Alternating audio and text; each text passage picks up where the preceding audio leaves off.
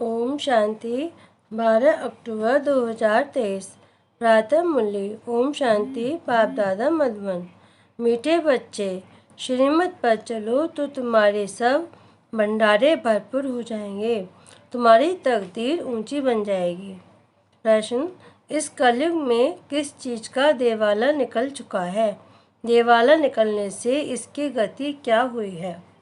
उत्तर, कलयुग में पवित्रता, सुख और शांति का देवाला निकल चुका है। इसलिए भारत सुखधाम से दुखधाम और कौड़ी से हीरे जैसा बन गया है। ये खेल सारा भारत पर है। खेल के आदि मध्य अंत का ज्ञान अभी बाप तुम्हें सुना रहे हैं। तकदीरवान सौभाग्यशाली बच्चे ही इस ज्ञान को अच्छी रीति समझ सकते हैं।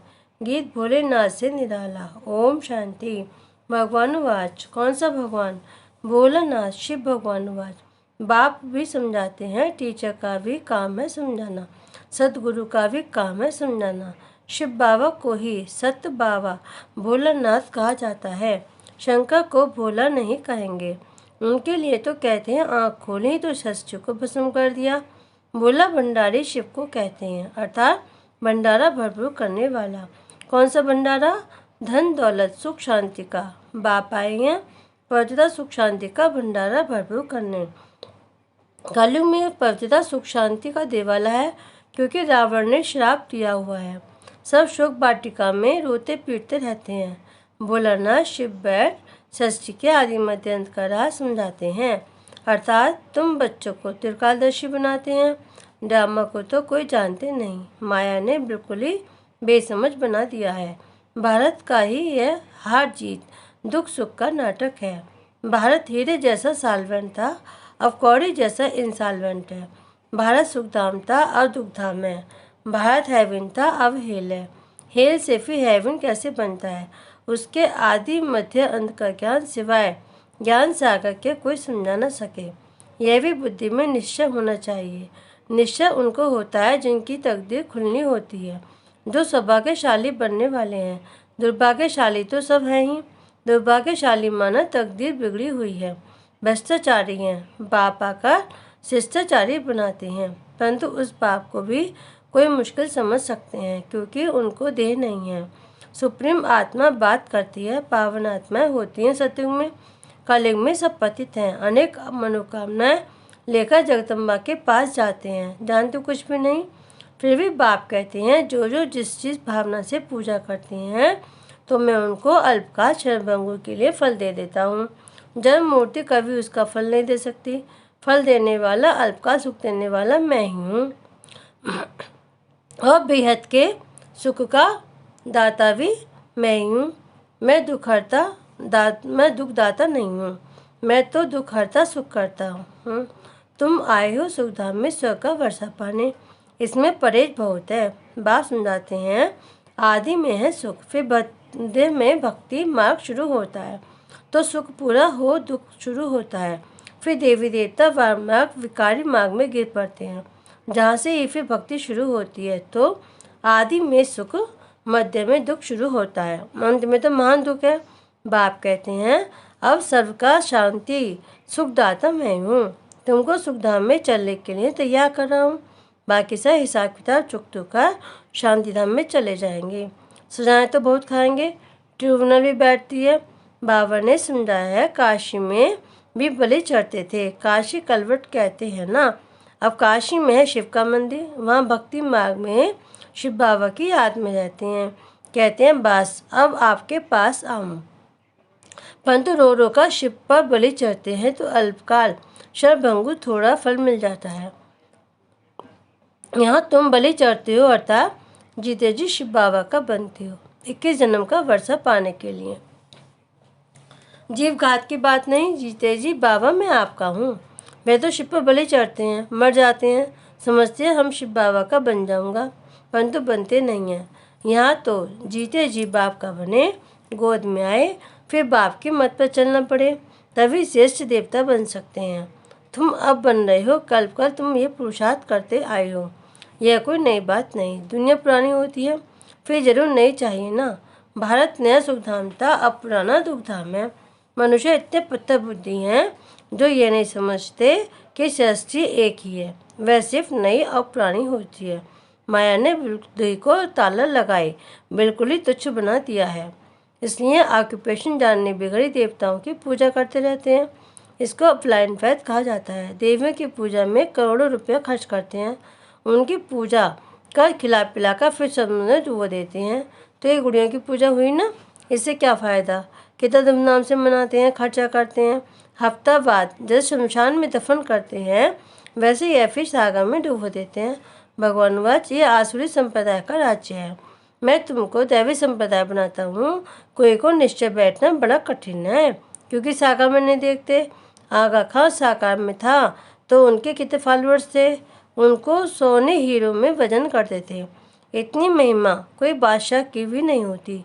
तो बात सुनाते हैं, इसको अंधश्रद्धा कहा जाता है, क्योंकि स्थायी सुख तो नहीं होता ना। बहुत धंधे भी होते हैं, बड़े बड़े आदमियों से बड़े पाप होते हैं। बाप कहते हैं मैं गरीब नवाज हूँ, गरीबों से इतने पाप नहीं होंगे। इस समय सब पाप आत्मा है। अभी तुमको बेहद का बाप मिला है, फिर भी घड़ी घड़ी उनको भूल जाते हो। अरे तुम आत्मा हो ना, आत्मा को भी कभी कोई ने देखा नहीं है। समझते हैं स्टार मिसल भैकुटी के बीच रहती है। जब आत्मा निकल जाती है तो शरीर खलास हो जाता है। आत्मा स्टार मिसल है तो जरूर मुझ आत्मा का बाप भी हमारे जैसा होगा, परंतु वह सुख का सागर, शांति का सागर है, निराकार। वर्षा कैसे देंगे? जरूर सृष्टि भैकुटी के बीच आकर बैठेंगे। आत्मा अज्ञान धारण करके दुगति से सगति में जाती है। अब जो करेगा सो पाएगा। बाप को याद नहीं करते तो वर्षा भी नहीं पाएंगे। कोई को आप समान वर्षा पाने लायक नहीं बनाते हैं तो समझते पाए पैसे का पद पालेंगे। शिष्टाचारी और भ्रष्टाचारी किसको कहा जाता है, ये बाप बैठ समझाते हैं। भारत में ही शिष्टाचारी देवता होकर गए हैं, इसे गाते हैं हेवनली गॉड फादर, परंतु जानते नहीं कि हेवनली गॉड फादर कब आकर सृष्टि को हेवन बनाते हैं। तुम जानते हो सिर्फ पूरा पुरुषार्थ नहीं करते हो, वह भी डामानुसार होना है, जितना जिसकी तकदीर में है। बाबा से अगर कोई पूछे तो बाबा झट बता सकते हैं कि इस चलन में अगर तुम्हारा शरीर छूट जाए तो यह पद पाएंगे, परंतु पूछने की भी हिम्मत कोई नहीं रखते हैं। जो अच्छा पुरुषार्थ करते हैं वह समझ सकते हैं हम कितने अंधों की लाठी बनते हैं। बाप भी समझ जाते हैं ये अच्छा पद पाएंगे। ये बच्चा कुछ भी सर्विस नहीं करता तो वहाँ भी दास दासी जाकर बनेंगे। झाड़ू आदि लगाने वाले, श्री कृष्ण की पालना करने वाले, महारानी का श्रृंगार करने वाले दास दासियाँ भी होते हैं ना। वह पावन आ जाएं, यह पतित आ जाएं। तो पतित आ जाएं पावन आ जाओ के मंदिर बनाकर उनकी पूजा करते हैं। जानते कुछ भी नहीं। बिरला मंदिर कितना बड़ा है, कितने लक्ष्मी नारायण के मंदिर बनाते हैं, परंतु जानते नहीं कि लक्ष्मी नारायण कौन है। फिर उनको कितना फायदा मिलेगा, अल्पकाल का सुख। जगत अम्बा के पास जाते हैं, थोड़ी जानते हैं कि जगत अम्बा की लक्ष्मी बनती है। इस समय तुम जगत अम्बा से विश्व की सब मनोकामना पूरी कर रहे हो, विश्व का राज्य ले रहे हो। जगत अम्बा तुमको पढ़ा रही है, वही फिर लक्ष्मी बनती है, जिससे फिर वर्ष भर भीख मांगते हैं। कितना फर्क है। लक्ष्मी से हर वर्ष पैसे की भीख मांगते हैं। लक्ष्मी को ऐसे नहीं कहेंगे हमको बच्चा चाहिए या बीमारी दूर करो, नहीं, लक्ष्मी से सिर्फ धन मांगते हैं। नाम ही है लक्ष्मी पूजन। जगत अम्बा से तो बहुत कुछ मांगते हैं, वह सब कामना पूरी करने वाली है। अभी तुमको जगत अम्बा से मिलती है स्वर्ग की बादशाही। लक्ष्मी से हर वर्ष कुछ न कुछ धन का फल मिलता है, तभी तो हर वर्ष पूजा करते हैं। समझते हैं धन देने वाली है, धन से फिर पाप करते रहते हैं, धन प्राप्ति के लिए भी पाप करते हैं। अभी तुम बच्चों को मिलती है अविनाशी ज्ञानतन, जिससे तुम मालामाल बन जाएंगे।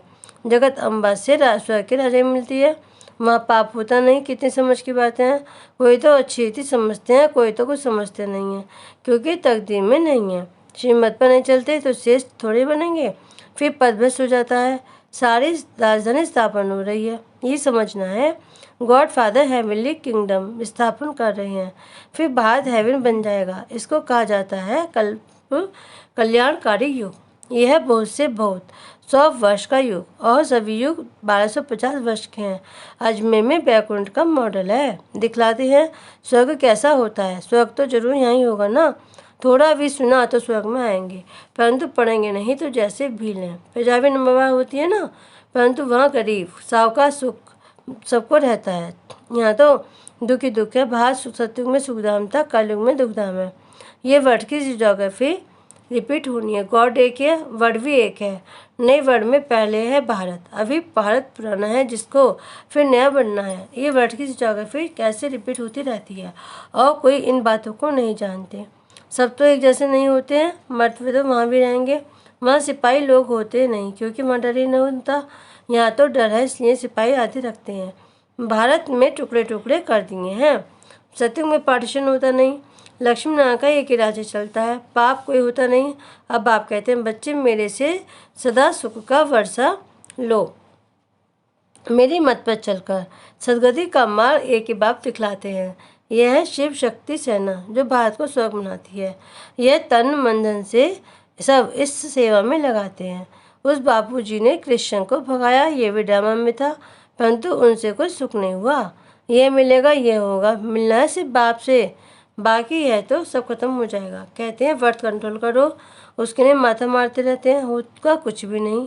अभी थोड़ी लड़ाई शुरू हो जाए तो फिर मन पड़ जाएगा, एक दो में मारा मारी हो जाएगी। अच्छा, मीठे मीठे सिकल्ले बच्चों प्रति माता पिता बाप दादा का याद प्यार और गुड मॉर्निंग। रूहानी बाप के रूहानी बच्चों को नमस्ते। हम रूहानी बच्चों के रूहानी बाप दादा को याद प्यार, गुड मॉर्निंग और नमस्ते नमस्ते नमस्ते। ओम शांति। धारणा के लिए मुख्य सार।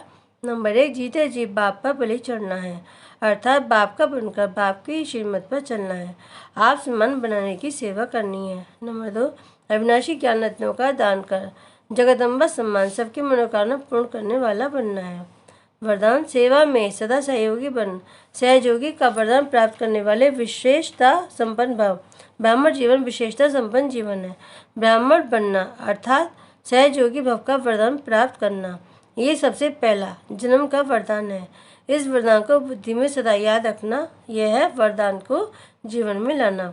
वरदान को कायम रखने की सहज विधि है सर्वात्मा के प्रति वरदान को सेवा में लगाना। सेवा में सहयोगी बनना ही सहयोगी बनना है, तो इस वरदान को स्मृति में रख विशेषता संपन्न बनो। स्लोगन, अपने मस्तक की मणि द्वारा स्वयं का स्वरूप और श्रेष्ठ मंजिल का साक्षात्कार कराना ही लाइट हाउस बनना है। ओम शांति।